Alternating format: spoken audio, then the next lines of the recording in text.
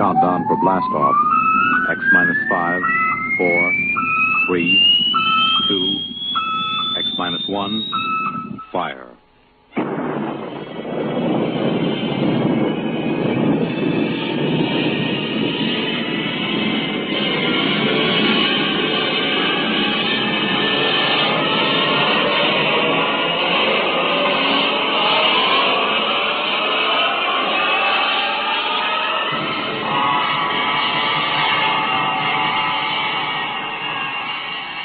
From the far horizons of the unknown come transcribed tales of new dimensions in time and space.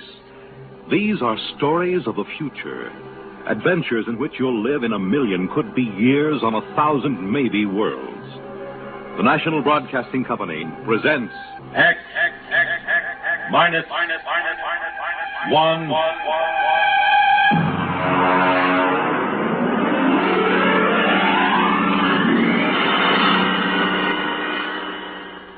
Tonight, The Girls from Earth by Frank M. Robinson.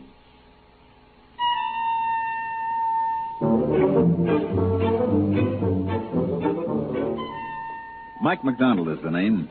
Firm of Beagle and McDonald, Interplanetary Promotions, number 1 Park Avenue, New York. Drop in sometime. Brand new offices. Had them decorated by one of the biggest guys in the business. You know, it's hard to believe that only 6 months ago, me and Charlie Deagle, my associate, were stranded in a one-tank mining town on Mars. Let me tell you about it. Here comes the waiter. Play it cool. Yeah, but we got no dough. Play it cool, I said. Gentlemen, I'll have the sirloin. one sirloin. Earth or Martian? What's the difference? Well, the Earth sirloin's from genuine steers, $24 a pound. The Martian sirloin's from a domestic sloofer, $2. Charlie, you ever tasted floofer? We'll have the domestic. Very good. A beverage? Got any coffee? We ran out of coffee in 1997. Haven't been able to get any. Try the muggle juice. Muggle juice? It's a Martian vegetable. Has a pleasant narcotic effect. You better make it whiskey. Whiskey? That we got. Fine. My friend will have the same. Yes, sir. Mike, would you mind telling me how we're going to pay for this sloofer steak? Relax. I'm thinking. And even more important, how are we going to get out of this berg? Charlie, what we need is a mark. A mark? A sucker. And if I'm not mistaken, this little guy with the glasses coming in now is just what we're looking for. Pardon me, sir. My friend and I are just in from Earth, and we don't know much about the customs here. I wonder if you'd be good enough to let us buy you dinner and tell us something about the town. Why, that's very kind of you. You needn't buy me dinner, though. After all, you're the guests here. Well, that's very nice of you. Do join us. Thank you.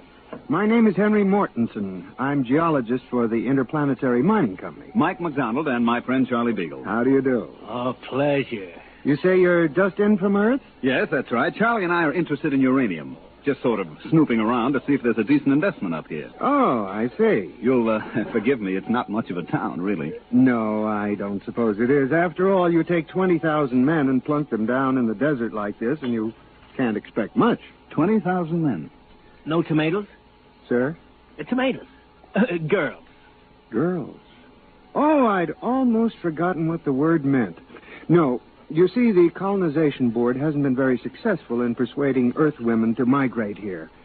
There are a few female Saturnians, the four-armed variety, but aside from that... Well, what do the boys do for relaxation? Well, being a geologist, I'm naturally interested in rock formations. For relaxation? A great many of the men indulge in gambling, and of course there are limp phrases every glib day. Glib day? We have a 9-day week here on Mars. Oh. Tell me, Mr. Mortensen. Henry. Tell me, Henry, don't the boys get lonesome for the sight of a woman? Well, it is a problem. The men sign up for 9-year hitches. Most of them have forgotten what a woman looks like. Mm-hmm. Do most of these men plan to stay here?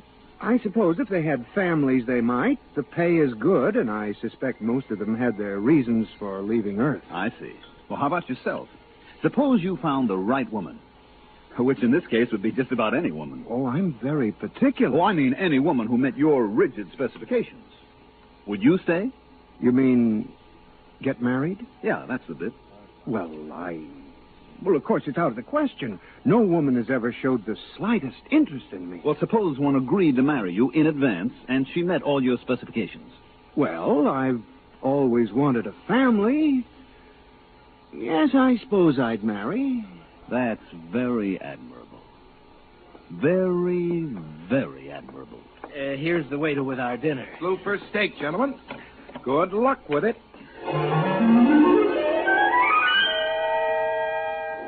Henry picked up the tab, and we got a rough idea how much cash these guys on Mars pack around with them. Enough to choke a galactic telescope is about all. We thanked the little guy and sat around until he left.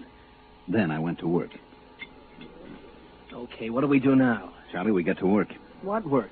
Oh, card game, maybe? Listen, these guys been playing cards for 15 years now. We wouldn't have a prayer.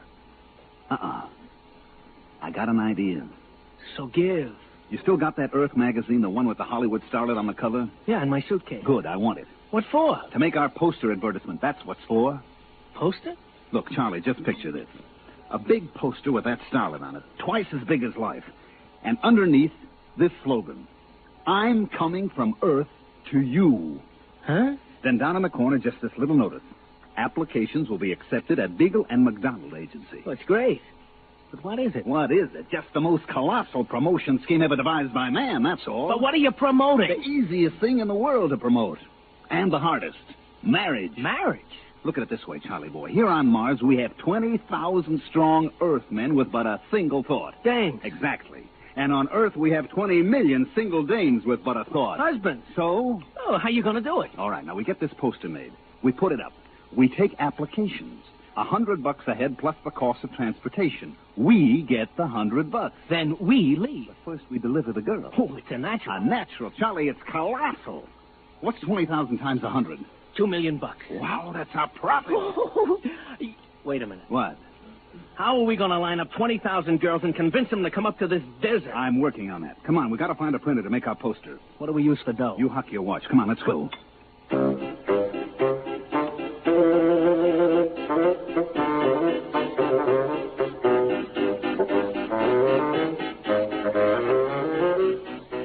We got the poster made, and it is a beaut.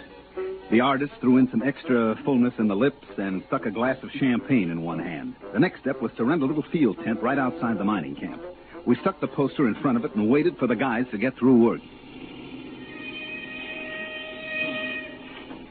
Hey, Tom. Hey, check this. What do you say we sign up? What for? Well, whatever they're selling inside. Oh, I don't know. Well, come on. What have we got to lose? You gentlemen interested in matrimony? Marriage? That's what we're selling, boys.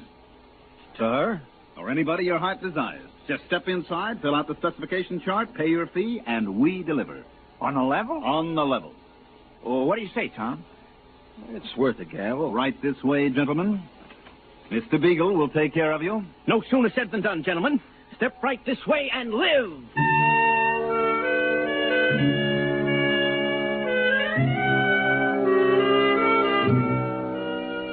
At the end of the first day, we had deposits amounting to about $15,000.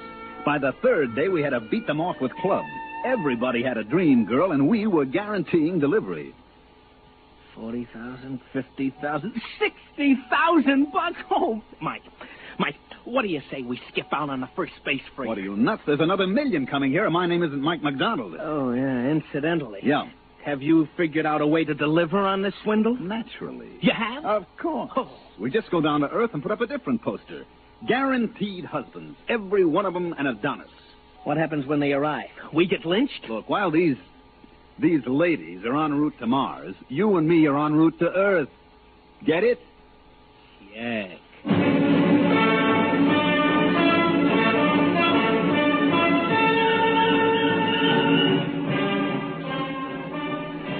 I radio phoned a friend of mine down on Earth and had him place an ad in the New York papers the next day, complete with a picture of a handsome Martian uranium miner and a caption that read, "Husbands are waiting on Mars." When the next space liner rolled in, it brought the list of lady applicants from Earth, complete with photographs and background. Here's the first batch, Charlie. Let's look them over. Yeah, right. Let's see now. Maybe the next one will be a little better. How is it? Let's see the next one. Lola Carroll, age 29. 29? Whew, she's 40 if she's a day. Occupation, homebody. Background in education, blank. Oh, note from Mitchell. Says she did 4 years at a reformatory for shoplifting, and she's currently on parole. Let's see this one. Wanda Baker. Age 35, occupation gymnastic instructor, State College. Note says she was picked up for loitering and fined on 17 different occasions. Oh, brother. These ain't exactly the creme de la creme, these ladies. What'd you expect? It ain't what I expect, Mike. It's what the boys in the mining camp expect. $100 fee plus $2,500 for transportation. That ain't hay. Wait a minute. I got an idea. I'm waiting. First, we get rid of all these pictures, see? Then we print up a few thousand pictures of movie starlets, and we paste them on the applications.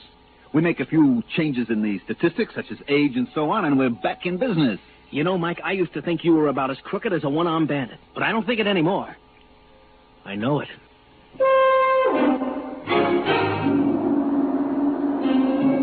So we spent the next few nights pasting up pictures and changing age 38 to age 28 and so on. It was easy. Then we called in the applicants from the mining camp and gave each one the dope sheet on his prospective bride. Hey, Bill. Hey, look at mine. Lola Carroll, age 29. Boy. Mine's named Wanda Baker. She's 25. Well, you dig this picture? She's almost... What's wrong? Mine looks exactly like yours. What? Let me see. Take a look at those two pictures. You're right. Wait a minute. Hey, Mr. Mortensen. Yes? Take a look at this. Both alike. Ah, most peculiar. Particularly peculiar since, well, mine looks like yours, too. You put in for a wife? Why not? Miranda Potts, age 25. A former lady wrestling coach. But the pictures puzzle me. I think maybe these guys are trying to pull a fast one. You may be right at that. Come, gentlemen, let's pay a visit to our benefactors, Mr. McDonald and Mr. Beagle.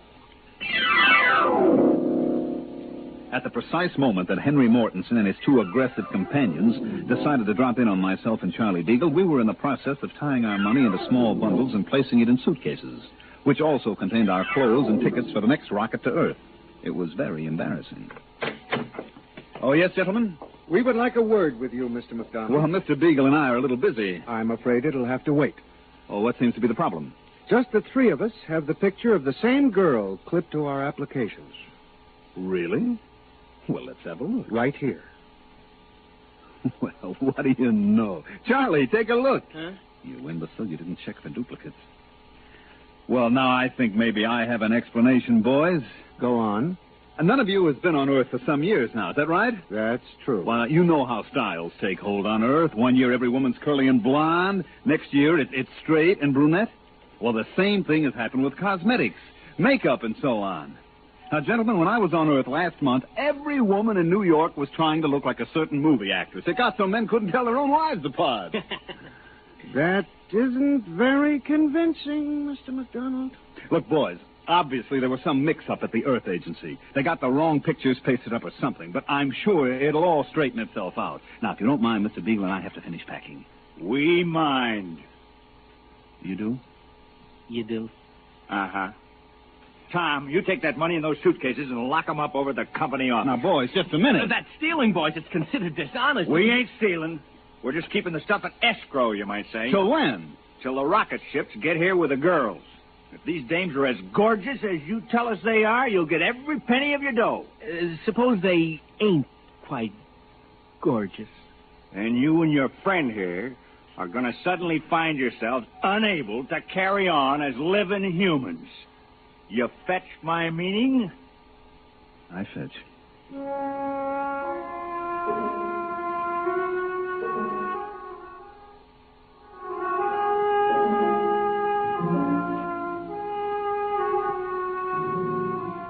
Well, this caused a small dilemma in me and my partner, Beagle. The problem was easy to state. We had sold these guys on the idea that they were engaged to be wedded to an assortment of lovely, desirable, attractive young girls from Earth. The contingent from Earth, on the other hand, was made up mainly of frustrated, lonely women and a goodly portion of female criminal types.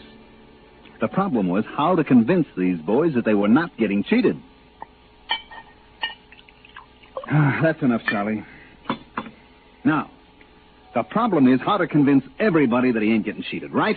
Oh, you're a master of summing up a problem. Now how about solving it? Just give me some time. Look, the rocket fleet from Earth arrives here tomorrow morning at 9 o'clock. 20,000 very strong miners will be assembled at the rocket port waiting.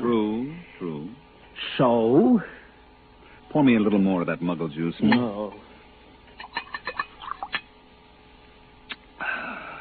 Muggle juice. We could get them all drunk on muggle juice, mass hypnotize them. I'm dreaming. So what do we do? I could make a speech, appeal to their better selves, say these poor, unfortunate women need love and affection, something they've never had. Uh-huh. How about makeup? Maybe we could hire a cosmetic man to make them up to look like the pictures. Sure. Or we could say that it's all a big mistake. We got the wrong shipment. Or we could kill ourselves. No need for that, Charlie. That's going to be done for us. Yeah, that's what I figure. Well, it's been a short life and a merry one. Drink up, Charlie. For tomorrow we die.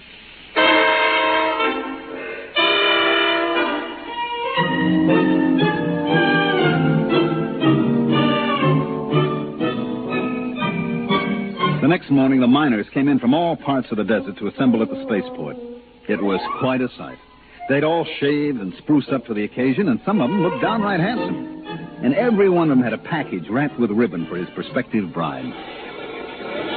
Tom! Hey, Tom, over here! Hi. Some excitement, huh? I'm sweating like a schoolboy on his first day. Why, see, you got a present, too. Yeah, they were selling some of that cologne water. Hanley's number 4. Well, I got the same thing. Boy, this whole planet is going to smell like Hanley's number 4. Is my tie on straight? It's been 8 years since I tied a tie. That's pretty good.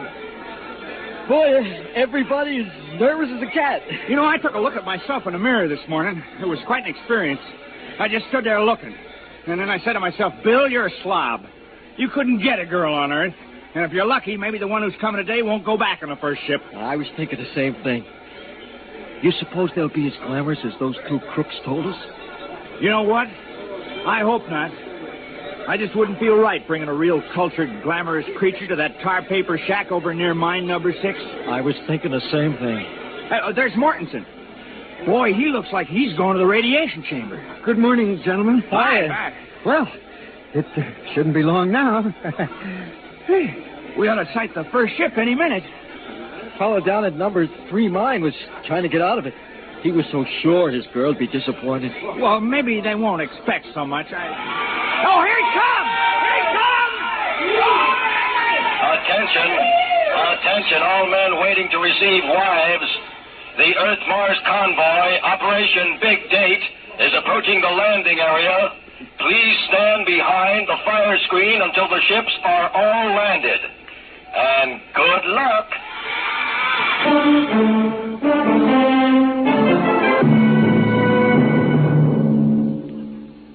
During all this, Charlie Beagle and I were more or less under guard back at our office.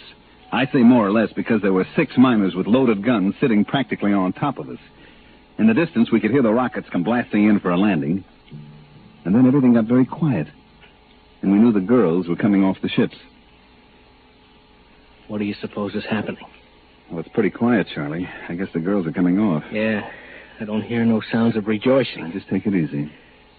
You suppose they'll hang us or shoot us? Now, relax. Relax, he says, but... Oh, here comes a Jeep with Uncle Henry in it. Is he alone? Uh-huh. Well, so long, Charlie. Gentlemen? Now, look, Mr. Mortensen, this can all be explained. There was an error and the wrong girls got shot. Don't try to explain it, McDonald. But you can't just kill us without even a trial. I mean, it isn't just. Who said anything about killing you? We're throwing a banquet tonight, and we want you and Mr. Beagle as guests of honor. As what? Guests of honor. You mean the girls were okay? Okay, they're lovely. The nicest thing about them, of course, is that they don't expect much. They seem to accept us with all our faults and all the shabbiness and ugliness of the life on Mars. There isn't a one of them who turned up her nose at the place. They seem thankful just to be here. And the guys, they all feel okay about it? Okay, they're like a bunch of kids.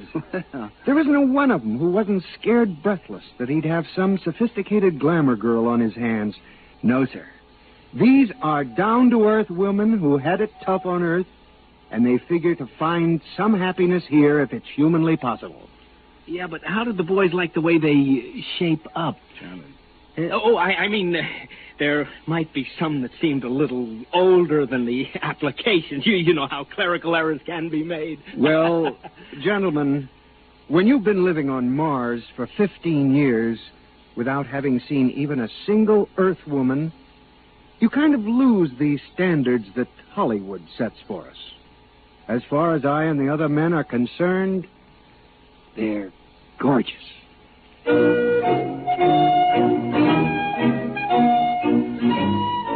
Well, that's the story, which proves you can sell a guy a gold brick that's made out of lead, and sometimes you find out the poor sucker likes lead even better than gold. Charlie Beagle and myself made a small fortune on the deal, like I said before. I made a trip back to Mars last month just to satisfy my curiosity, and you know what? I never saw a happier bunch of people in all my life. Hey, by the way, Henry Mortensen and a lady wrestler are having a kid. They're going to call it Mike if it's a boy, and Michelle if it's a girl.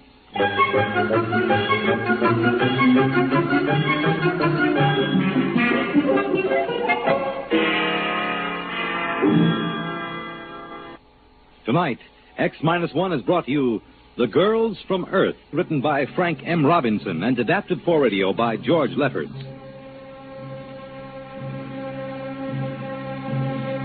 Yeah.